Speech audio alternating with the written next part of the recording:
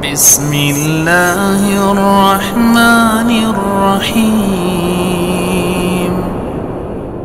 قل أعوذ برب الفلق من شر ما خلق ومن شر غاسق إذا وقب ومن شر النفاثات في العقد ومن شر حاسد إذا حسد.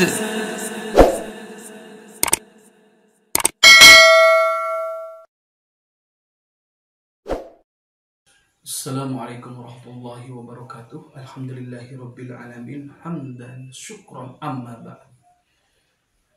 Segala puji mari kita panjatkan kepada Allah Subhanahu wa taala. Alhamdulillah, pada kesempatan ini izinkan saya menyampaikan perihal doa untuk yang telah dizalimi oleh seseorang. Allah telah berfirman di dalam Al-Qur'an, wa ibadur rahmanil ladzina yamshuna ilal ardi hauna wa idza khatabahum jahilun qalu salama. Nah, di ayat ini saudaraku, Allah telah berfirman, dan hamba-hambaku, kata Allah, yang aku kasihi di muka bumi ini adalah hambaku yang berjalan di muka bumi dengan rendah hati. Wa idza khatabahumul jahiluna qalu salama. Dan ketika dia dijahili itu dibuatkan tidak enak, dicaci, dimaki, difitnah, bahkan diserang oleh sihir, teluh, santet, guna-guna, Rasulullah mendoakan dengan penuh keselamatan. Doakan agar orang tersebut mendapat hidayah.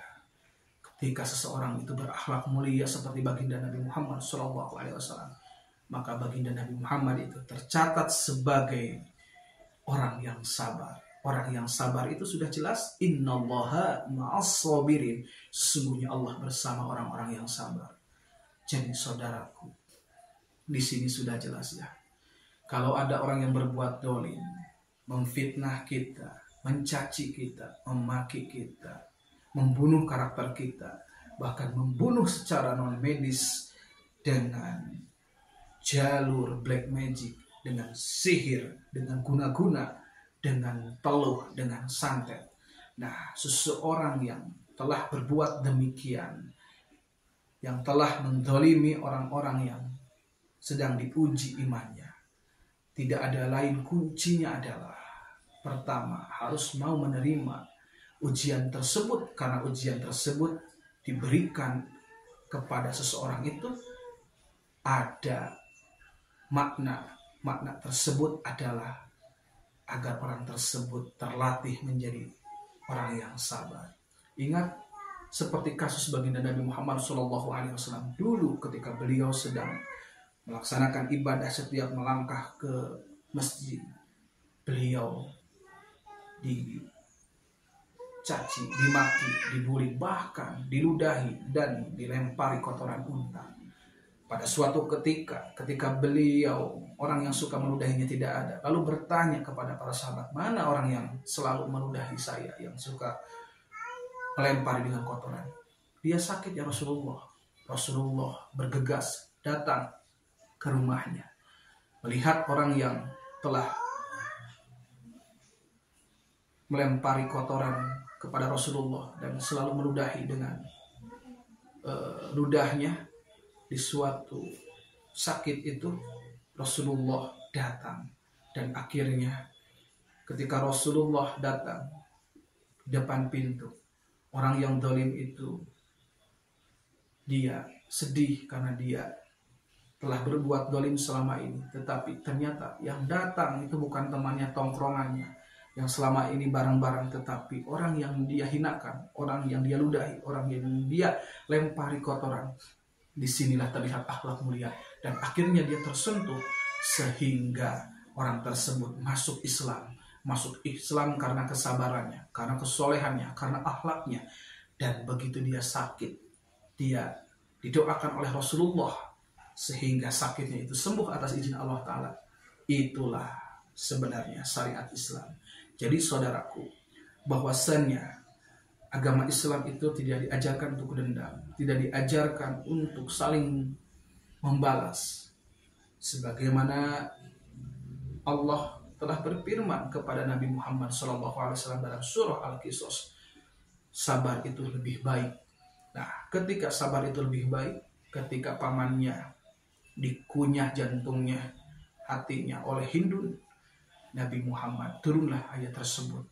Sabar itu lebih baik. Jadi ingat, kesabaran itu lebih baik daripada amarah.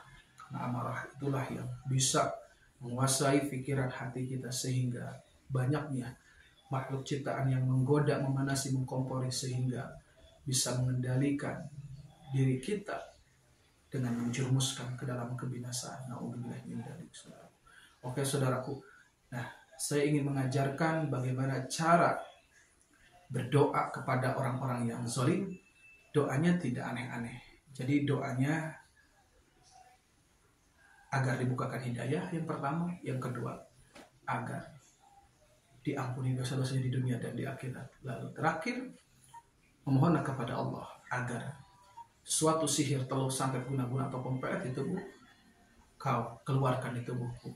Kepada Allah dengan berdoa dengan penuh keyakinan, lalu bertasbih, tahmid, takbir, tahlil, wala haula wala quwata illa billah, serahkan kepada Allah Ta'ala. Jadi doanya saudaraku, kalau ada orang yang zalim, ya Allah, jikalau ada orang berbuat zalim kepadaku melalui ilmu sihir, telur, santet, guna-guna, aku mohon ya Allah, selamatkan orang tersebut. Ampuni dosa-dosanya di dunia dan di akhirat. Nah, lalu bertasbih, subhanallah walhamdulillah wala ilaha illallah wallahu akbar wala haula wala quwata illa billahil aliyil azim. Berulang-ulang doa tersebut dengan penuh keyakinan. Insya Allah, jikalau terdapat sihir, telur, santet, guna-guna di tubuh kita, dengan kita meningkatkan iman dan amal soleh, itulah bagian doa kita yang akan dikabulkan oleh Allah Ta'ala. Allah telah berfirman, ud'uni astajib lakum wa astajib ladzina amanu wa amilus shalihat. Kata Allah, berdoalah kepadaku, niscaya aku akan mengabulkan doamu apabila kamu beriman serta mengerjakan amal soleh. Jadi iman dan amal soleh lah andalan kita dalam berdoa, karena itu kuncinya diijabah oleh Allah Ta'ala. Semoga saudaraku yang saat ini diuji dengan berbagai macam penyakit, gangguan non medis seperti sihir, guna-guna, pelet, telur, santet, semoga saudaraku bisa merutinkan, bisa berdoa dengan tenang, dengan khusyuk, tanpa adanya kejengkelan, adanya kemarahan, tanpa ingin dibalas, tanpa ingin dendam. Biarlah Allah yang membalas segalanya. Doa Rasul itu qalu salama, berdoa dengan mendoakan orang tersebut agar selamat dunia dan akhirat. Sungguh mulia saudaraku, apabila kita dizalimi, kita malah bersabar, kita malah mendoakan orang tersebut agar dibukakan hatinya, mendapat hidayah dan diampuni dosa-dosanya. Itulah akhlak Rasulullah Muhammad SAW. Akhlak Rasulullah Muhammad SAW itu adalah gambaran manusia terbaik, uswatun hasanah, suri tauladan yang sangat-sangat luar biasa. Apabila kita benar-benar ingin mendapatkan safatul udma darinya, mari kita beri perilaku, ucapan dan sifat kita seperti baginda Nabi Muhammad SAW. Karena apabila kita mengaku umatnya, tentu kita akan cinta terhadap sunnahnya. Sunnah baginda Nabi adalah mengaplikasikan Al-Quran dalam bentuk akhlak. Bahkan beliau mendapatkan gelar sebagai Quran berjalan. Kenapa? Karena akhlak dia sehari-harinya seperti Al-Quran, saudara. Al-Quran ini bisa menjadi penyembuh penyakit yang ada di dalam kita. Al-Quran ini bisa mengobati penyakit yang ada di dalam organ tubuh kita. Apabila Al-Quran teraplikasikan dalam ucapan dan perbuatan kita, sehingga itulah yang akan mengetuk pintu ridho Allah. Sehingga Allah lah yang nantinya akan menjadikan amal soleh. Amal soleh itulah yang menjadikan salah satu doanya terkabulkan. Dan dari amal soleh tersebutlah yang menjadi perhitungan terkabulnya doa saudaraku. Jadi saudaraku, mari kita berdoa dengan positif, berdoa dengan baik, berdoa dengan meminta kepada Allah bagi orang-orang yang zalim, yang menyakiti kita, yang memfitnah kita, yang menggibah kita, yang menjatuhkan kita, yang membunuh karakter kita, dengan qalu salama, dengan berdoa agar orang tersebut dibukakan hatinya agar menjadi orang yang soleh dan diampuni dosa-dosa di dunia dan di akhirat. Nah, itulah sungguh luar biasa Islam itu, sungguh luar biasa itu Al-Quran itu. Karena Al-Quran itu adalah salah satu pedoman petunjuk bagi kita. Semoga saudaraku dengan melihat tayangan YouTube ini, saudaraku bisa meningkatkan iman ketakwaan kepada Allah Ta'ala.